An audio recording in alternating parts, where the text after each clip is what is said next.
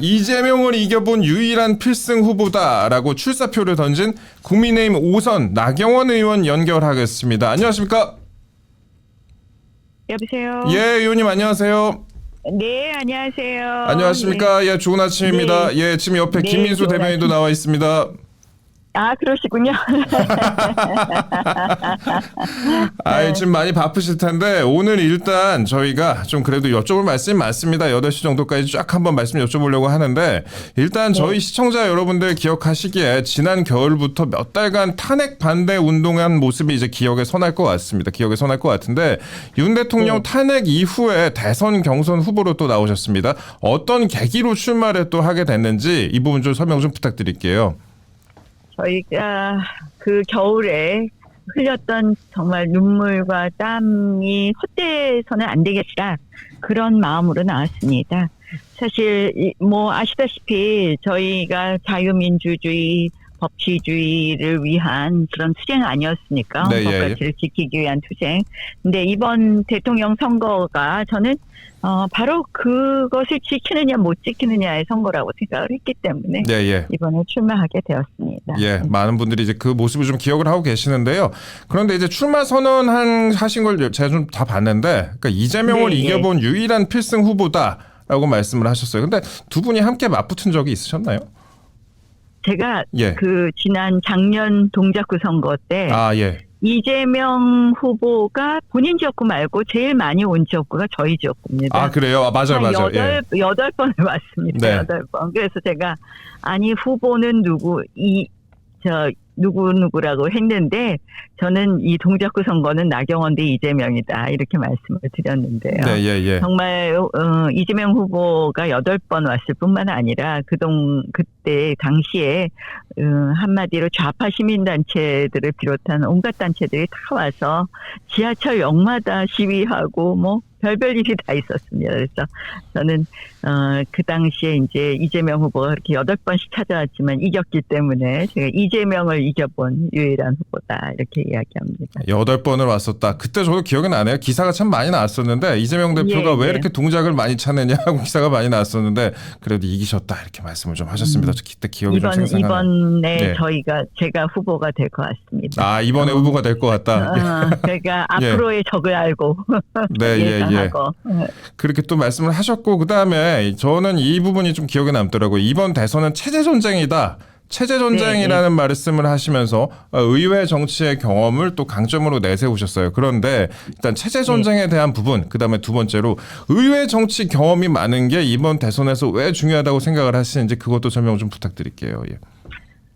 제가 아까 이제 모두에 출마하게 된 말씀도 드렸지만 네, 예. 사실 대한민국은 자유민주주의, 시장경제, 법치주의 이 3대 헌법 가치를 중심으로 지금 대한민국이 발전을 했거든요. 네, 예. 근데 아마 이번 그 탄핵 국면에서 보면서 민주당이 이렇게 의회 민주주의를 파탄시키면서 이 의회를 중심으로 독재를 시작했다는 걸 아셨을 겁니다. 네, 예, 예. 그런데 민주당이 이런 의회 독재를 그리고 이제 뭐 좌파 사법 카르텔 이런 걸 보면서 법치주의가 이렇게 무너졌구나 이런 것도 아셨을 거고요. 근데 민주당이 의회도 이미 일당 독재로 한마디로 완전히 장악했는데 행정 권력까지 가진다면 이 대한민국이 자유민주주의 체제가 제대로 지켜지겠습니까? 저는 이재명 일당 독재 체제가 된다 이런 생각이 들고요. 그래서 이번 선거 반드시 우리가 이겨야 되겠다는 생각을 했습니다. 그래서 뭐 그런 체제를 좀 지켜야 되겠다는 생각이 들었고요. 네, 예, 예. 특히 이제 좌파 사법 카르텔을 바로 잡아서 법치주의를 회복하는 것이 뭐 다른 무엇보다도 우리 국민들의 기본권을 지키는데 최후의 보루라고 이야기하지 않습니까? 네. 그것이 제대로 자리 잡을 거라고 생각을 하고요. 그 체제 전쟁을 이겨야지만 국민들이 말씀하시는 경제가 살아납니다. 뭐냐? 많은 분들이 아니 웬 철진한 체제 이런 말씀들 하실 것 같아요. 근데 저는 늘 이야기하는 게 이념이 밥이답니다. 이념이 답이다. 예. 밥. 밥이다. 이념이 예. 밥이다. 무슨 말씀이냐? 이 잘못된 이념, 잘못된 정책을 하는 경우에는 우리 경제가 뭐 반시장으로 대한민국 경제가 후퇴하고 이런 거를 이미 알고 계시지만 저는 그것으로는 대한민국 경제 성장을 이룰 수 없다라고 늘 이야기를 하는데요. 어제 기사 보셨습니까? 무디스에서 네. 대한민국 신용 평가 등급을 이 하향 조정할 수 있다, 이런 일종의 등급이 하향될 수 있다는 그런 기사를 쓰면서 그런 예고를 하면서요.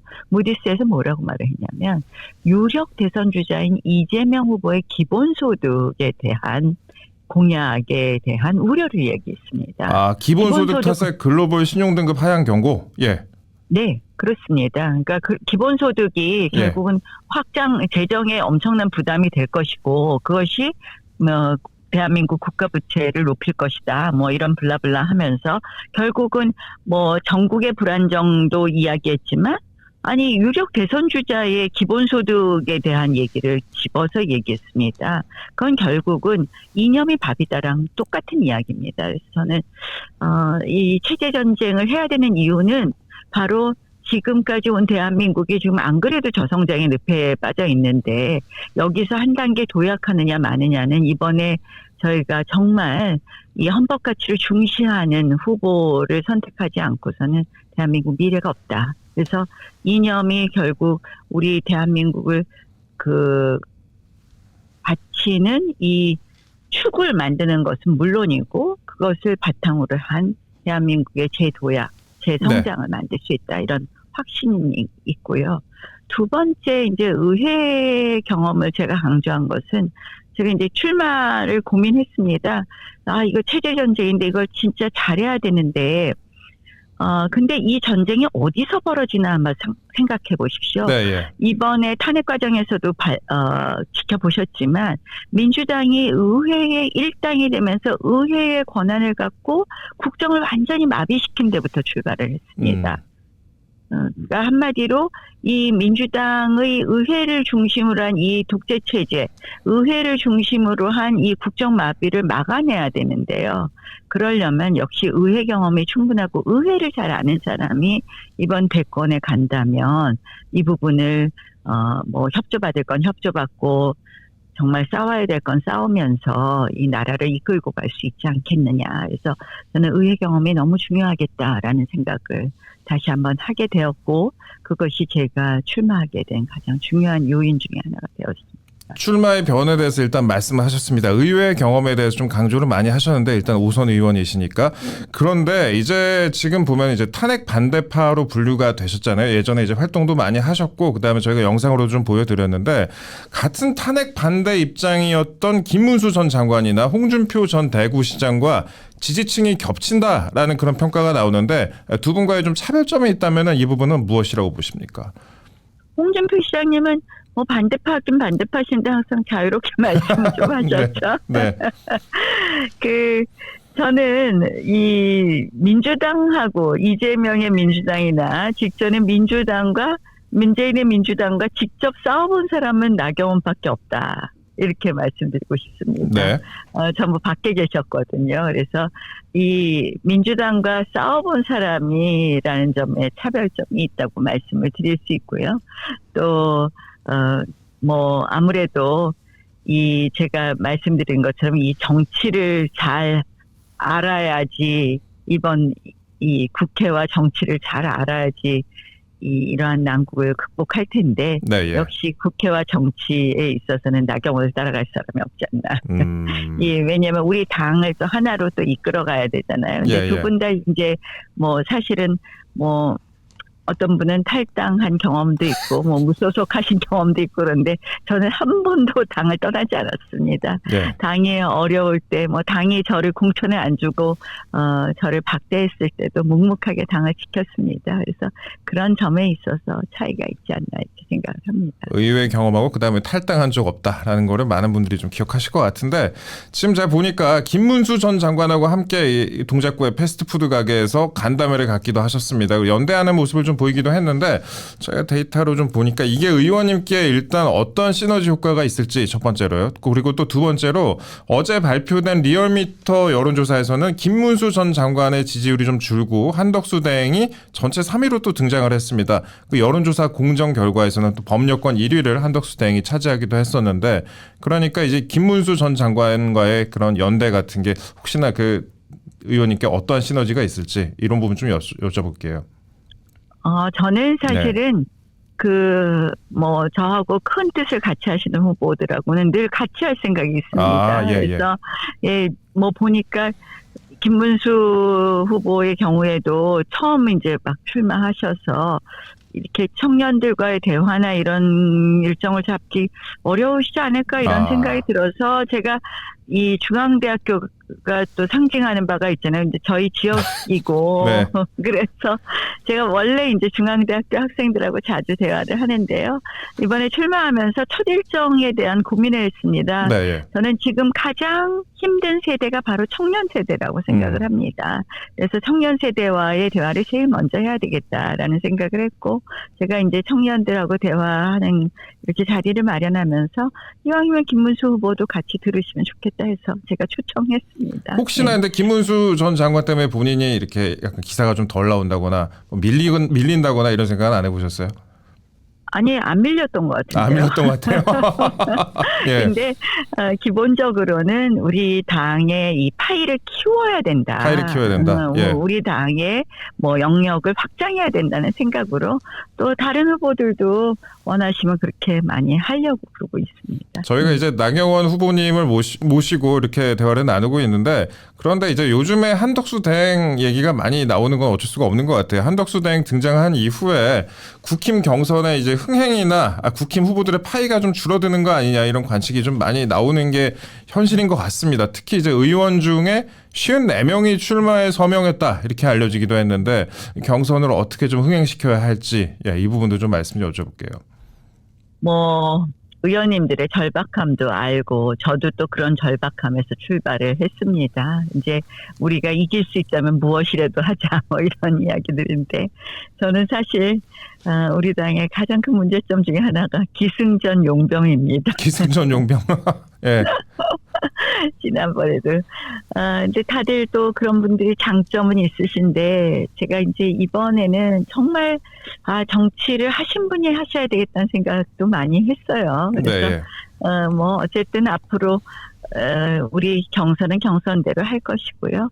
그러나 또 정치라는 것은 상상력이 또 있는 공간 아닙니까? 그래서 또 우리가 큰 대의를 위해서는 나중에 여러 가지 또 상상력을 발휘해서 국민들이 원하는 결과 또 우리의 큰 대의에 맞는 결과를 또 만들어낼 수도 있다 이렇게 생각합니다. 상상력 대의를 말씀하셨으니까 좀 넓게 보고 계시는 것 같은데 일단 한덕수 대행 본인은 아직 구체적으로 가타부타 출마를 한다 입장을 좀 밝히지 않고 있습니다. 일단 의원님께서는 우리가 너무 한덕수를 흔들고 있지 않나 생각한다라고 말씀을 하셨습니다. 일단 의원님이 국힘 후보가 만약에 된다면 또 그리고 한덕수 대행이 무소속으로 출마를 한다면은 단일화할 생각 있으세요?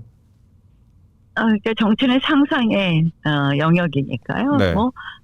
충분히 그런 가능성을 우리가 두고 국민들이 원하는 걸 해야 되지 않겠습니까? 그래서 그런 부분에 있어서는 항상 열린 마음으로 하는 것이 맞다 생각합니다. 그러면 일각에서 지금 나오고 있는 제3지대 빅텐트 이런 거에 대해서는 어떻게 생각하세요? 많은 분들의 이제 이름이 거론이 되더라고요, 보니까. 이제 많은 분들이 이제 이름이 거론되는데요. 사실은 지금, 제가 이제 체제 전쟁이라는 말씀을 드렸습니다. 그렇죠. 그러니까 우리 대한민국의 미래를 위해 한다면 우리가 많은 결단을, 많은 상상을 해봐야 된다. 그리고 때로는 결단해야 된다.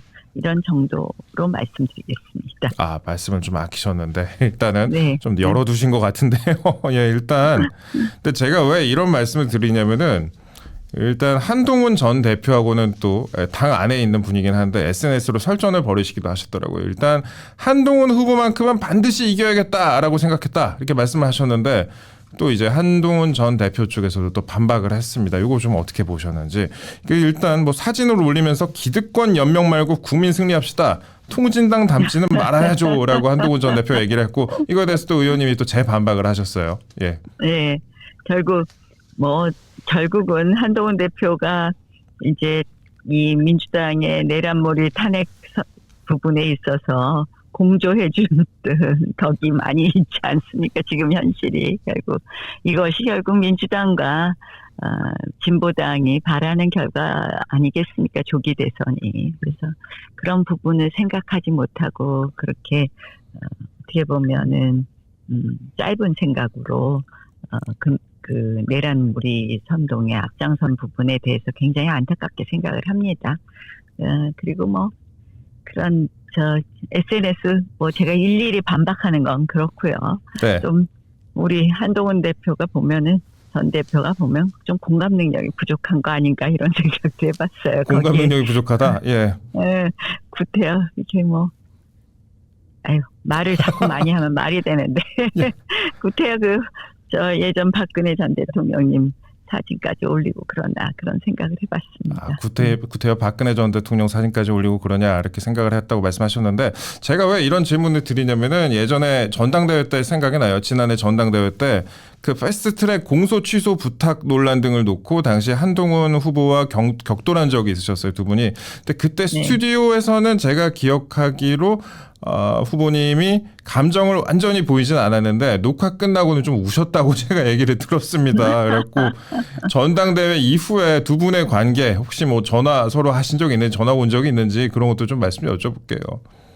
아니요, 전당대회 이후에 한번 식사는 한번 했었고요. 식사는 했어요. 예. 예. 근데 그냥 우리가 이제 그것이 그런 여러 가지 말씀하시는데 다른 것이 아니라 결국 그때의 우리의 투쟁 지금 재판받고 있는 그 투쟁의 핵심은 뭐냐면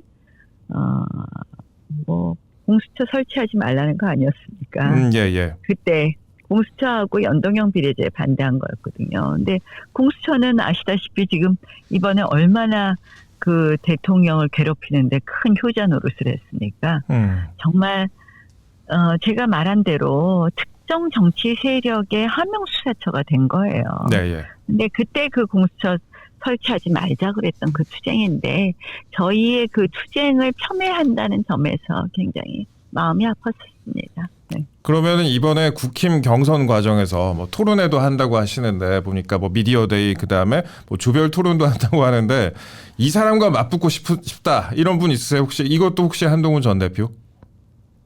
아무래도 그렇지 않나요? 아무래도 그래요. 가장 다른 생각이 다르니까 가장 할 말이 많을 것 같습니다. 네, 가장 할 말이 많을 것 같다 이렇게 말씀하셨습니다. 이게 좀 기대가 되네요. 일단 두 분이 앞으로도 좀 계속 뉴스가 좀 나올 것 같은데 제가 이것도 하나만 여쭤볼게요. 보니까 홍준표 전 대구시장이 SNL이라는 그 쇼 프로그램 있잖아요. 코미디 프로그램 여기 나가가지고 좀 인기를 끌었는데 김문수 전 장관도 전혀 상상할 수는 없지만 여기 또 나가신다고 하는데 혹시나 나경원 의원님도 혹시나 이런 SNL 같은 코미디나 쇼 프로그램 이런 거 나갈 생각 있으세요? 이미 SNL은 예전에 나가셨죠. 예. 네, 근데 최근에는 아마 SNL에 줄 쓴 사람들이 많나. 줄 섰어요? 부럽네. 모르겠습니다. 네, 어쨌든 그런 방법으로라도 국민들과 소통할 수 있는 소통면은 늘 넓히려고 하고 있기 때문에 기회가 되면 하고 기회가 안 되면 또 할 수 없는 거 그렇죠. 이렇게 좀 의원이 뭔가 좀 이렇게 망가지는 친근하게 그런 모습 보고 싶다 이런 분들 많이 계셔서. 네, 그냥 너무 우리가 목맬 것도 없고요. 근데 이제 기회가 되면 또 자연스럽게 그런 기회가 되면 기회를 하죠. 알겠습니다. 저희가 그러면은 다시 좀 본론으로 돌아와서 우리 나 후보님이 핵심 공약으로 사전 투표 폐지 그다음에 자체 핵무장론을 꺼내셨습니다. 이거 자세히 좀 설명 좀 부탁드릴게요. 이거 관심 갖는 분들 꽤 많은 것 같았고요. 네. 지금 이제 이 핵 잠재력을 많이 말씀들 하시는데 원자력 협정을 개정해서 핵 잠재력을 갖겠다고 막 하시는데 아니 원자력 협정 개정해서 핵 잠재력 갖겠다고 그렇게 얘기하면은 협정 개정해 줍니까? 왜냐하면 일본 같은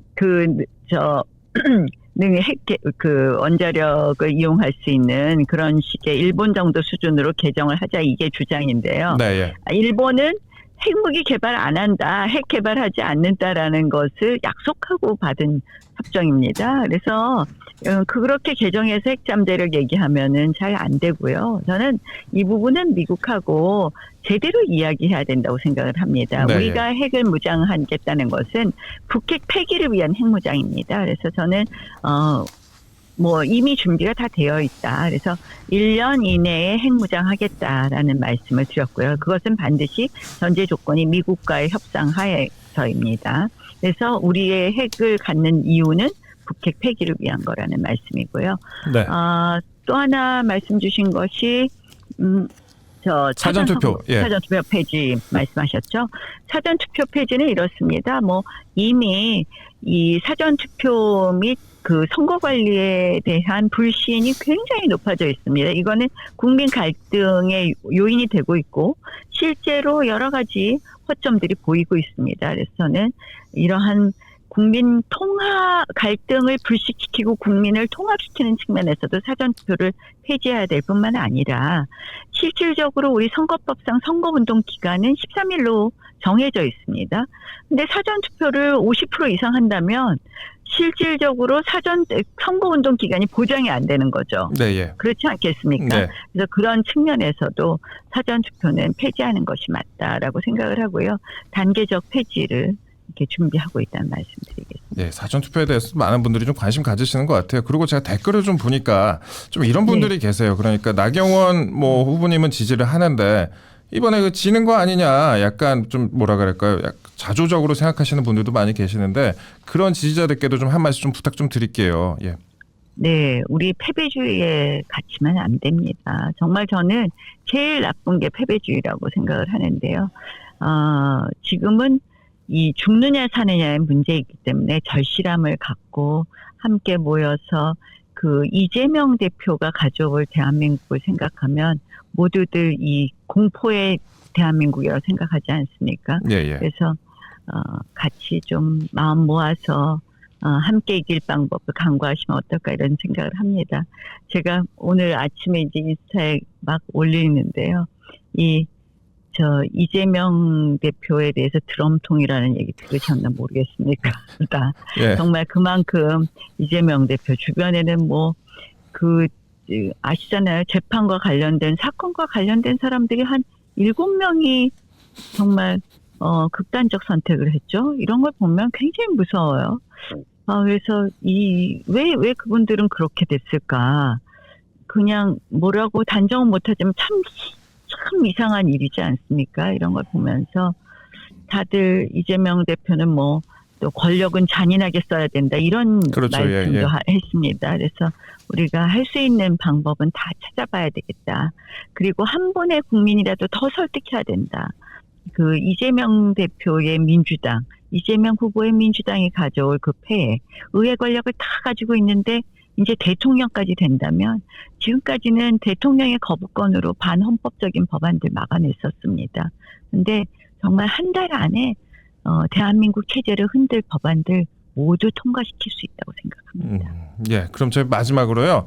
이번에 어쨌든 간에 기존 지지층 외에도 중도층에도 소구력이 있어야 한다라고 이제 말씀하시는 분들 많이 계시는데 이번에 중도층 공약 방안도 말씀 좀 여쭤볼게요.